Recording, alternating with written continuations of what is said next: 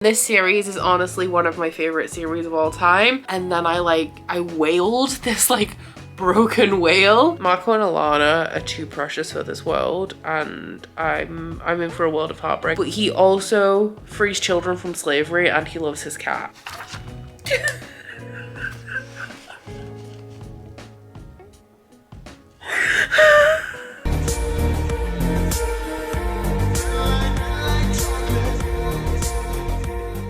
Hello everybody, before we get into this vlog, I would just like to give you guys a warning that this video does actually contain spoilers for the Saga comic series from volume 3 all the way through to volume 10. So do be warned if you haven't read the series before, but if you are somewhere in the middle, I have chaptered this vlog along the bottom based on the volumes that I'm talking about. Even though this is a reread for me, I don't talk about anything that's coming with any kind of spoilers or specifics. So rest assured, if you are not quite up to date with Saga yet, you can still watch at least part of this video. So Saga volume 10 arrived, and it's been a long ass time since I read Saga volume 9. I read this when it was released and it traumatized me, it scarred me for life. But I put a poll on Twitter asking those of you guys who have already read Saga volume 10 whether I should reread the entire thing or just read volume 10, and 75% of you said reread the entire thing, so that is what we're going to be doing in this vlog. I'm not sure how I'm going to do this yet because I don't want to hang about with this. I don't want it to be I read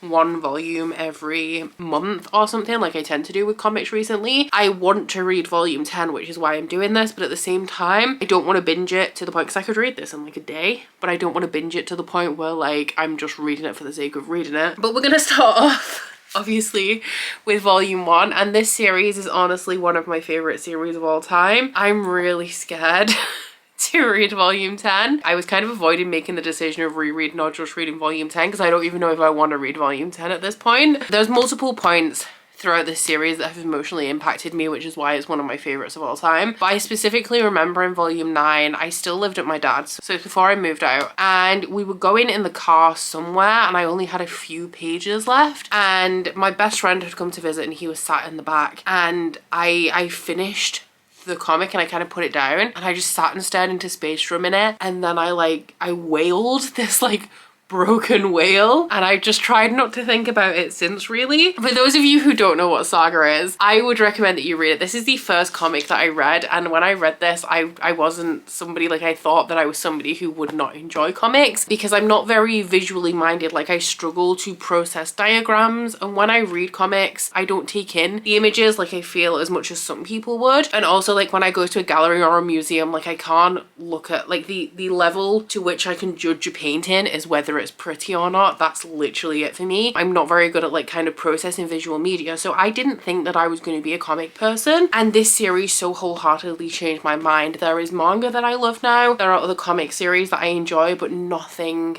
have I loved more than this series, which I do feel is pretty common, because I remember I went into my local comic book store when I was very new to comics. I was asking for a recommendation. I was like, I love Saga. Is there anything as good as Saga? And he was like, yeah, you'll be lucky. It's essentially Romeo and Juliet set in space, and we are following a family. It's told from the perspective of the baby, but from the future when she's older. It's unclear how old she is at the point that she's actually telling the story, but her mother is from, I think her mother's from the planet and her father is from the moon that orbits the planet, or one of the moons, and the two are at war. So I think her mother is a soldier. I don't remember what Marco is, but they meet at some point during this war and they fall in love and they end up having a baby, and they are on the run because the governments and the people of their respective planet and moon don't want it to get out that you can live in harmony. They want to continue the conflict between the planet and the moon. They don't want people knowing that you can live a happy life and that people from the moon or the planet aren't all that bad. So they are on the run as the authorities are hunting them down. There's a lot of elements of found family in here. They encounter a lot of characters along the way that help them out, and they just have a wonderful dynamic. Marco and Alana are so hot as well. It's gonna be weird me revisiting this because I know the art is it's a little bit more rough in this earlier comic than it is in the rest of the series. Like, he's not full page, but there we go. We are reading from the perspective of some of the side characters as well, who do like play a big part within the lives of this family, whether it's their actions kind of like having a knock-on effect or whether they're actually like directly involved. And it is just considering that these are like 150 pages each, so the entire thing is like 1,500 pages, including volume 10, and that's like a maximum. And there's not a lot of text here, like it's mainly images. I just find it to be so impactful in the way that I can get emotionally invested in this. I think there's like 3 or 4 points that I cry throughout this series, which I don't cry a lot, so that is definitely something. And I just love the way that I get so emotionally invested in something that is like so little content. Also, Hazel, who is the baby, I don't like kids, but I would die for Hazel. She's amazing. Oh god, just look at them. Maybe I'll read one between like every other book that I read. Oh, that would make my genre blanket really haphazard. Maybe I should do it in 2, because if I read 2 volumes, then I can knit 2 rows on my blanket and I can watch an episode of Euphoria while I do it. So yeah, maybe that's it. Maybe I'll read the first 2 in between every other book that I read or something like that. But yeah, we're starting off with volume 1, which is the very beginning, and I'm not ready to go on this journey again.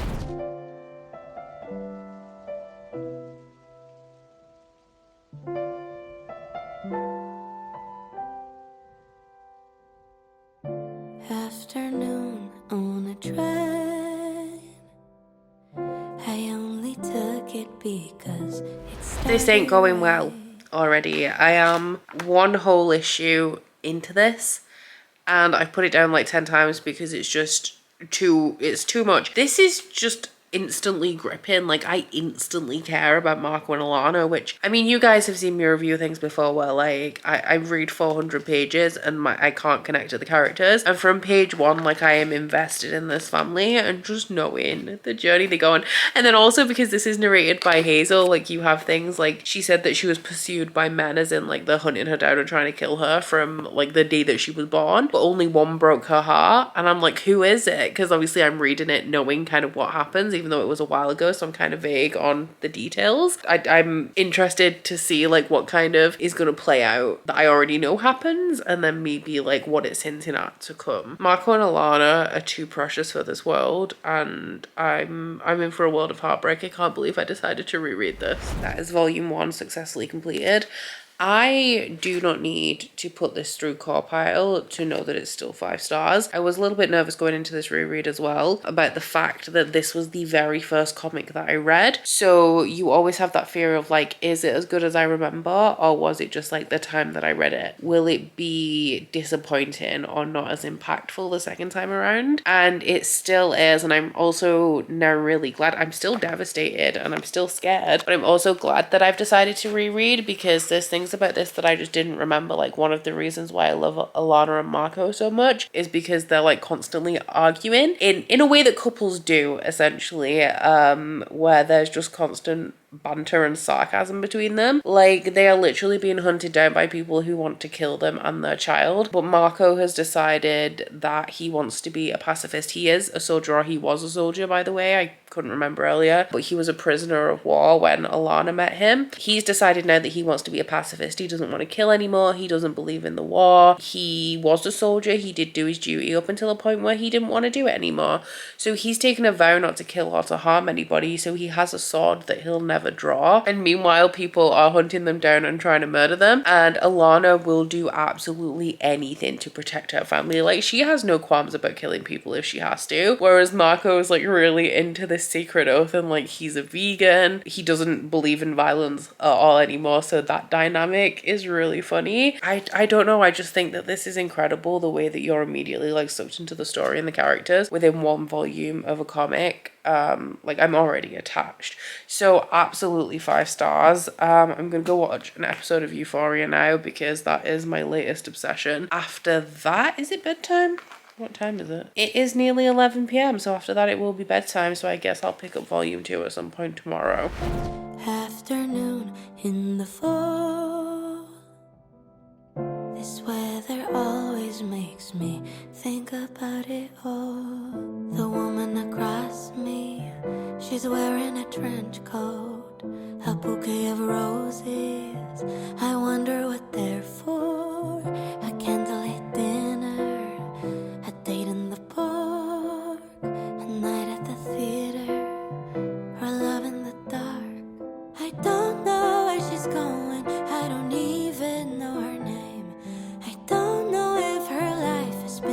breeze or hurricane.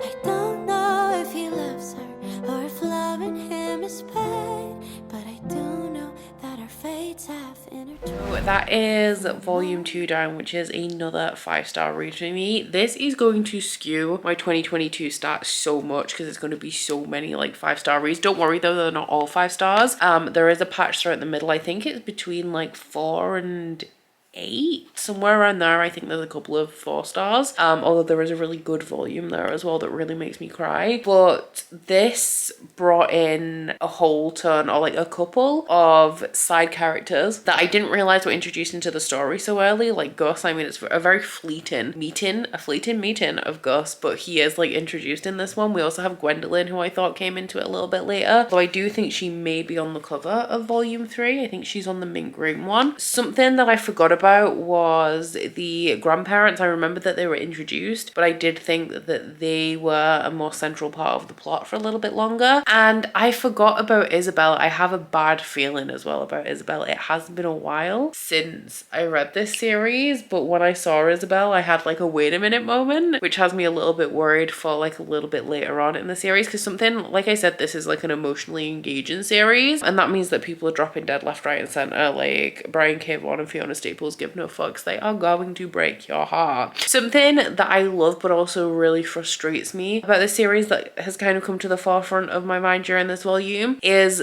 reading from the perspective of the side characters, because the Will does some stuff that really annoys me later down the line, but I still like him because we follow him and everyone has very good motivations to like what they're doing. The Will is like, he's an independent bounty guy and also he's trying to avenge his lover. And then we have Prince Robot, who's been told by his father that he can't come home unless he hunts down and kills Marco and Alana. So they both have good reasons for pursuing Marco and Alana, and obviously they don't know them and they're kind of just like doing their duty, doing what they've been told. But if I had to pick a side, it would obviously be Marco and Alana. So it's frustrating to be connected to them, to understand their motivations, to kind of support what they're doing, because the Will is an assassin, okay, but he also frees children from slavery and he loves his cat. It's hard to pick a side when I'm kind of on all of that. I mean, it's not hard to pick one because like I said, Marco and Alana, but it's hard to condemn a side when you're reading from all of their perspectives and they do have good motivations. And I find that to be particularly complex when sides eventually start to clash and you don't hate anyone. You like all of the characters, and it makes you so much more like, there's so much more emotional turmoil there, because even the bad guys aren't bad guys. Every volume of this that I read, I mean, I'm only 2 in, but every volume I read, I dread continuing. But oh my god, Marco and Alana are just so hot. I mean, you know that you would. On a train,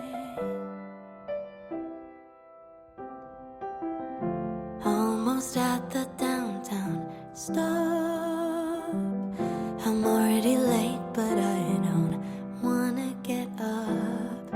Outside the city's painted gray, but in here a vivid world. So volume 3 was a lot, and I actually forgot how much of a lot this really was. I feel like at this point in the series, we're getting our first shift in equilibrium going into the next set of volumes. I don't know if this is correct because like obviously I've learned more about comics in general, books in general since I read this series. I feel like these are in like 3-volume arcs, and at the end of every 3 volumes we get like a little bit of a time jump where Hazel ages up a little bit. So this is the end of kind of like your first arc, and I think going forward into volumes 4, 5 and 6 is where we're gonna get a couple of 4 stars, because I'm sure it's like that point in the series where I wasn't enjoying it quite as much. But up until this point, the series has been fire. Like, we have great characters. It's done a really good job of establishing the characters and your relationship and connection with them. And then coming up to the end of this, we have our first clash, like our first big point where all of the characters are kind of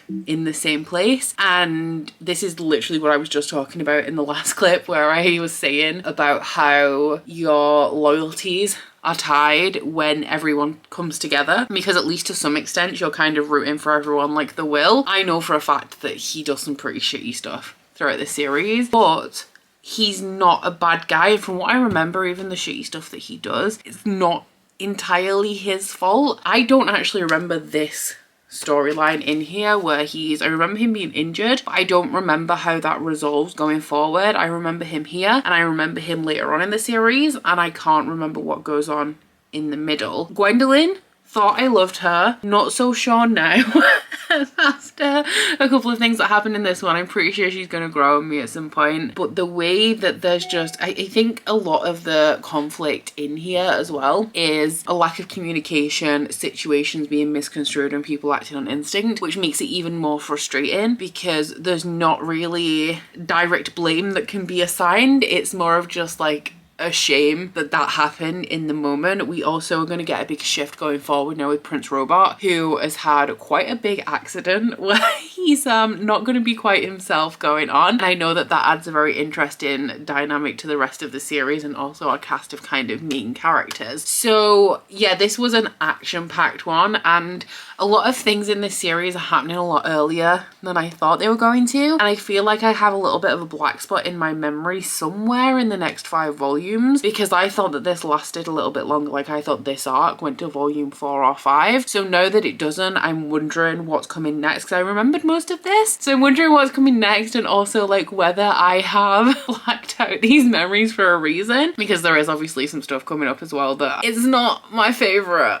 It's not things that I enjoy, so maybe there's a reason I've forgotten what happens in here. But yeah, this one was 5 stars as well. So I'm 1 issue into volume 4 and already kind of remembered why it is that I don't like this next coming arc. It's because Marco and Alana break up in it, which I cannot accept. The end of volume 4 with Marco and Prince Robot the 4th teaming up to find their kids or find their families is the like Avengers Assemble moment that we never knew that we needed. I can't remember how exactly it plays out. I did remember that Prince Robot kind of like changes sides, because I'm pretty sure that his main motivations throughout all of this is just like his own agenda. He's not like a good person. But this is definitely, I was right about my enjoyment of the series taking just like a little hit at this point. Not because it's not good, but because it's very human. That is the frustrating kind of thing about this series. It's one of those that continues to hurt you the more you read it, and we all know I have an issue with anxiety that's developed over the last couple of years, since 2018, since the last time I read this. I'm now very sensitive to things that hurt me, so this series is really hurting me in a way that I kind of like, I don't want it. Like, it's not a cathartic, like, you know, when you have a good cry at the end of Titanic, it's not that kind of hurt. It's I don't want it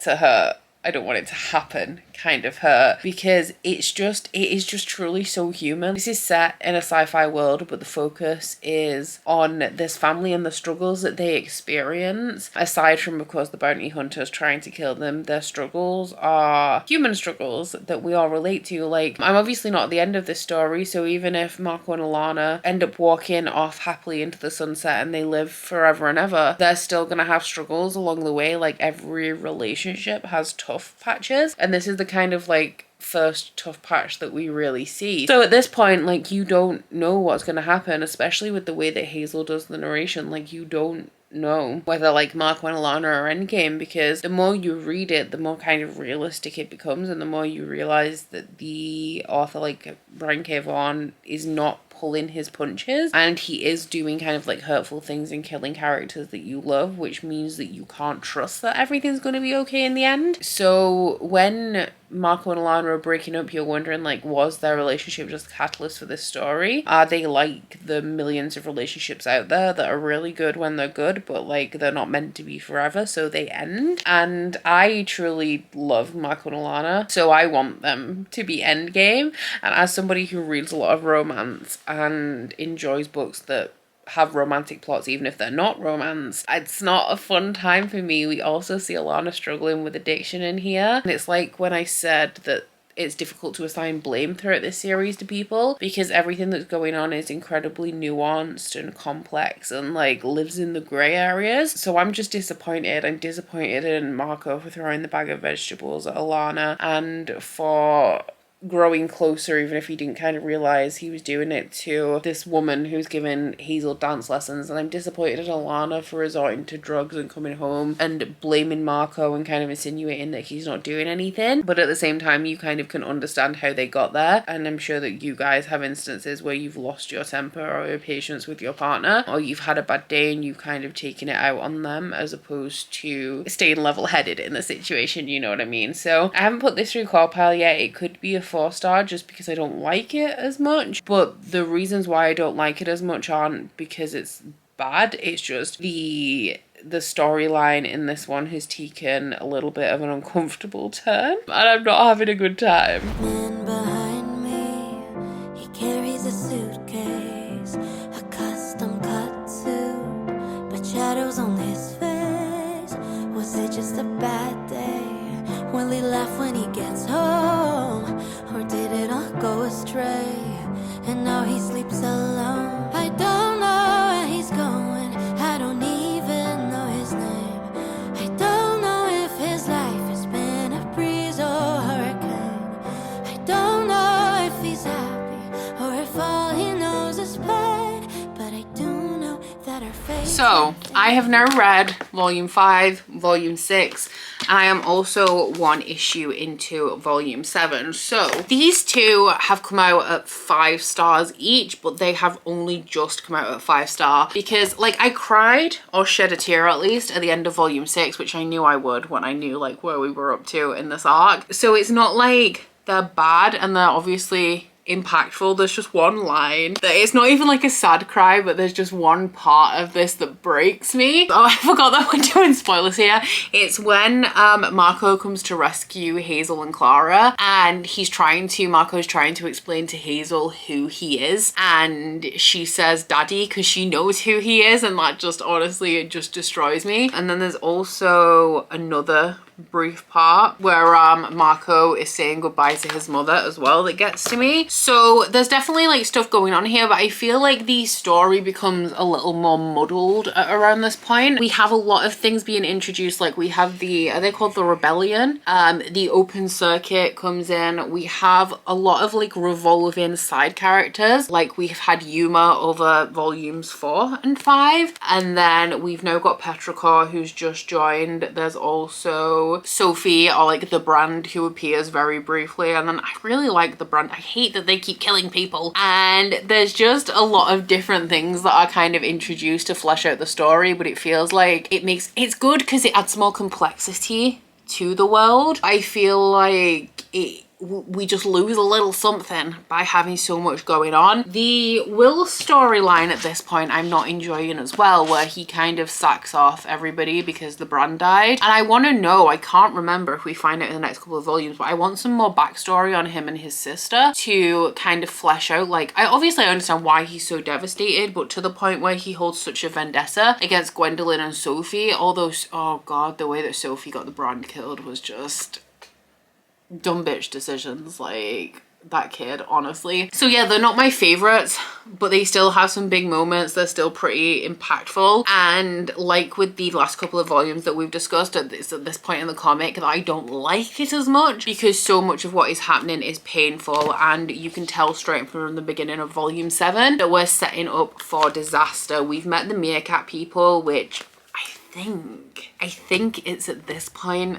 that we're gonna lose Isabel, because I had a bad feeling. I'm sure Isabel dies at some point. And I had a bad feeling as soon as we saw these Meerkat people as well. I was like, I'm pretty sure that they're evil. And me knowing what comes in volume, I'm on 7 now, so I know the big thing that happens, or a big thing that happens in volume 8, because it's very memorable, and also a big thing, the thing that happens in volume 9. I feel like I'm starting to drag my feet, because emotionally, like, I don't know if I can do volume 9. I don't know if I can do it. And I'm eager to get to volume 10 because I'm hoping that there's a way out of the end of volume 9. But with the way that this series is, and that it doesn't shy away from difficult and painful things, I'm not sure there is a way out of the end of volume 9. And I don't know whether it's better to live in ignorance than find out. Because if I don't read volume 10, then there might be like some magical resolution to volume 9. But if I read volume 10 and there isn't, then I know that there's not. And that's not something I want to deal with. So I finished volume 7 and I'm now I think 4 issues into 8. And I don't really have much to say about 7. It did come out as like a very high 4-star, but it is the first and maybe only 4-star in the series for me. Not a great deal happened. I was right about Isabel and I was wrong about the meerkats. So the meerkats did have like a weird thing going on, which is the fact that they wanted to stay on the planet because of religion, but they weren't evil. And Isabel died, and honestly the lack of regard for Isabel's death is a lot. Like, nobody really mourns her, which I think is a little bit rude. And then of course it ends with Alana's miscarriage, which is sad. It's very, very sad. And I think at this point is when I'm just like, can anything good happen to this family? It's been such a long time since anything good has happened, because in the like early days they really, really loved each other and you had those like heartwarming moments. And then since then, the kind of first turning point in this series is them breaking up, and then they come back together because they lose Hazel, and then they find Hazel again, but then very quickly Alana has a miscarriage, and then we have volume 9 and what happens in that. And it's just a lot of really, really bad stuff, and I just feel like we need just a little bit more happiness in this, because at this point it's kind of like every bad thing that could ever possibly happen to them does. And going into volume 8, so we go from the miscarriage in volume 7 into volume 8, which is very, very political, and not in a subtle way that you tend to get generally with like fantasy and sci-fi. It's very, very obviously political. Like, this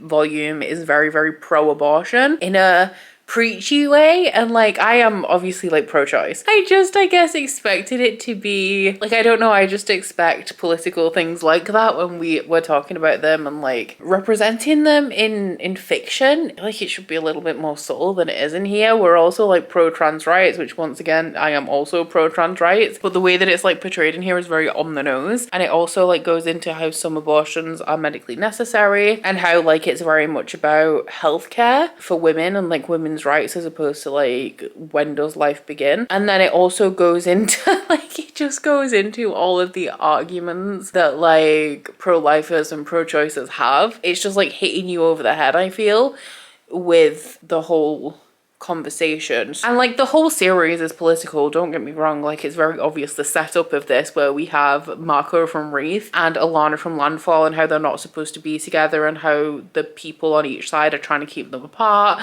because they want the war to just keep on going, because war never ends and life is like that. There's always war, there's always conflict, when realistically we could all just live in harmony. But it's people, like powerful people, constantly perpetuating conflict to gain like more money, more fuel, more weapons, whatever it is that they want. But it's not like hitting you over the head like it is with the topic of abortion in this specific issue. So yeah, I can't remember how this one ends actually, because I thought that this one was the one that was about the miscarriage, whereas it was actually the end of volume 7, and this is more about Alana trying to get an abortion. And it also goes into, within this whole discussion, how banning abortion, which it's sad because we've just seen Roe versus Wade overturned in the US, but it goes into like how banning a woman's right to abortion doesn't abolish abortion, it just like abolishes safe abortions. I don't think I'm going to read volume 9 tonight because I want to read 9 and 10 back to back. I will definitely be finishing volume 8 tonight though, but I might check in with you guys in the morning. It is finally time. I think I'm really past the point of being able to procrastinate this any further, so I'm going to be diving in to volume 9 and 10. I did finish volume 8 last night. Don't have too much to say about it on top of what I already said yesterday. I did give it 4 stars though, and I feel like this is the only truly filler episode of Saga, or issue, no, volume of Saga, should I say. Like I said, the majority of the contents in here are extremely political, and what I will say about this that I did enjoy is that we get that one happy moment at the end, which is all well and good, but we know it doesn't last very long going into volume 9. So I gave that one 4 stars, and I'm scared about 9 and 10. So I've spent a lot of time procrastinating today. I finished cleaning my entire house. I started yesterday, finished the 2 rooms that I didn't manage to complete yesterday afternoon. And I actually, this is the level of procrastination we're at. I just spent over an hour making soup. I've never made soup before in my life. I had stuff in the fridge that I could have made like a sandwich and would have took me 10 minutes, but I spent an hour making soup. And then when I was just about to sit down, I decided I wanted a cup of tea. So this is it. I'm waiting for my tea to brew while I film this update, and then we're gonna get this done.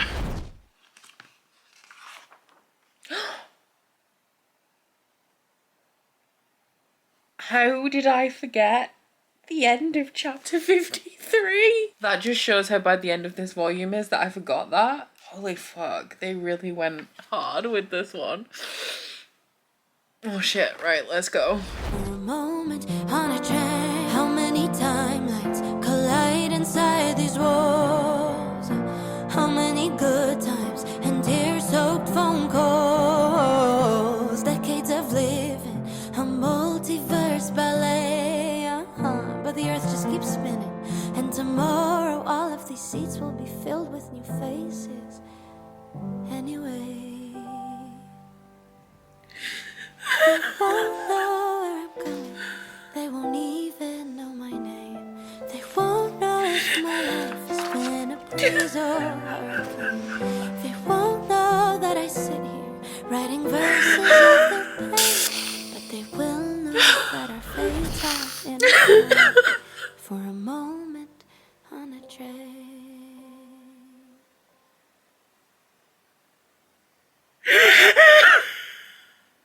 Can confirm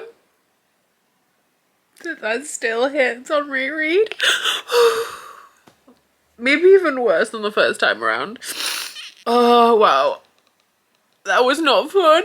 And I remember now why I don't think it's going to be fixed in volume 10. So I think I'm just going to go straight into 10 now. I heard that the first like volumes 1 to 9 of Saga are about Marco and Alana and their journey, and then the second 9 are going to be more about Hazel, because obviously she's a lot older at this point, where she can like start to, I guess, live her own story and have like her own agenda. Why did I do this? I should never have reread this series. Hey, volume 10 with your new artwork style. I see you. This is really, really pretty.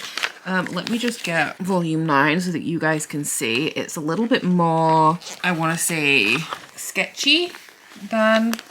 Oh, Brie, no, baby, we're trying to do something here. Like this is a lot brighter and more, I want to say, flat. And this one is, it feels like it has more depth and shading, and it's a little bit more like the colour palette is just slightly more muted, I want to say.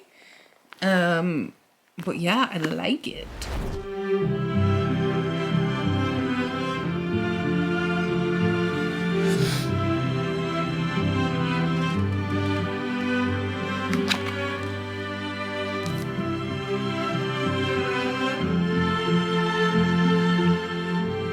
Okay, so we made it, finally. Finished dragging my feet, and I read volumes 9 and 10. I did give both of these 5 stars, more for emotional impact than actual, like, I don't want to say actual quality, but if something can make me cry, then it's not, well, yeah, it is, because it means that I'm like really invested and that the story is powerful enough to like pull an emotion from me. So I typically, like, if something makes me cry, I do typically give it 5 stars. It's difficult as well because I hate the things that happen in volume 9 of this. I want this cover blown up and printed and framed and hung on my wall. So the reason why I'm crying at the end of volume 10 is because of things that kind of like directly feed back to the end of volume 9. I cannot believe that I forgot Prince Robot at the end of, was it issue 53 of this? I cannot believe I forgot that. But the end 54 was so traumatic that I completely forgot about this like whole other traumatic element of it. In terms of volume 10,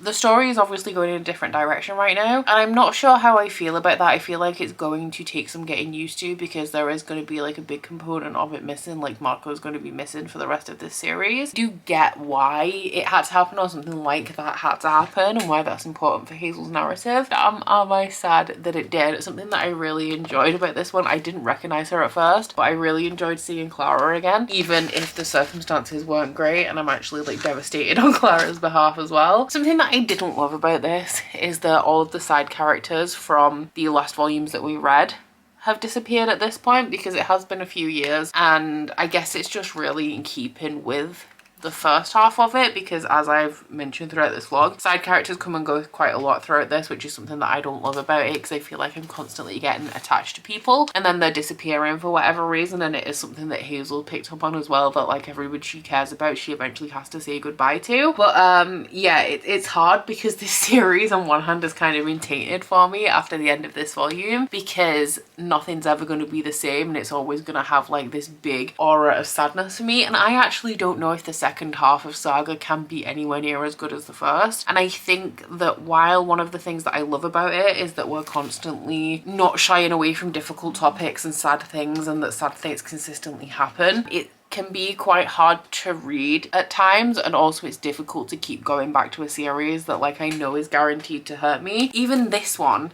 which is like bringing the series back after a lengthy hiatus, even this one had to destroy something. Like the treehouse, which quite honestly from my original read of it I forgot that they still had the, it's not a treehouse, well they call it the treehouse, it's the rocket. I forgot that they still had the rocket. I thought that disappeared a long time ago. So seeing it burn in this one after they have had it since like the second volume was once again upsetting. And also Hazel's reaction to it, where that was like the point where she kind of like finally snapped and was able to give into grief, was difficult to read. So yeah, I am obviously going to continue with this series. I just honestly, for me, I don't think it will ever be the same, and I don't think that the second half can be as good as the first. It's like when you lose a real person, you know, it's like grief. Like you can still enjoy things and things can still be good, but it will never be the same as it was, and like certain situations will always be tainted by that lack of a person. Like Christmas for me will always be tainted because of the lack of my mother. Like she's never going to be there again, so I'll never be able to enjoy Christmas as much as I used to,